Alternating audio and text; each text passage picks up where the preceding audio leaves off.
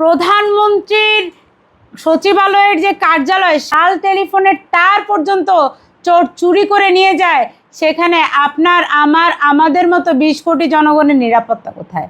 ঈদের ছুটির পরে প্রধানমন্ত্রীর লাল টেলিফোনে আর তাকে পাওয়া যাচ্ছিল না, লাল টেলিফোনটা বেজেও উঠছিল না। পরে খুঁজতে খুঁজতে দেখা গেল কারণ কি, সচিবালয়ের ভিতর যে প্রধানমন্ত্রীর লাল টেলিফোন, সেই লাল টেলিফোনের তার চুরি হয়ে গেছে।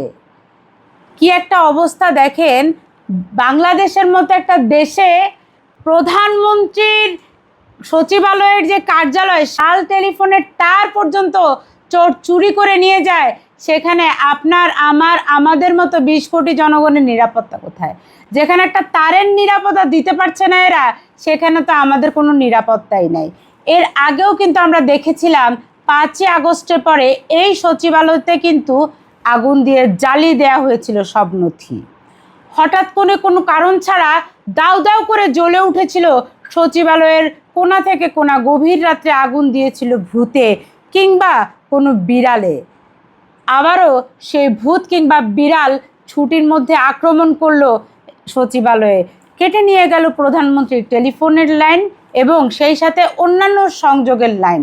আসলে কি চলছে বাংলাদেশে আমরা জানতে চাই। আমাদের জীবনের নিরাপত্তা কোথায়?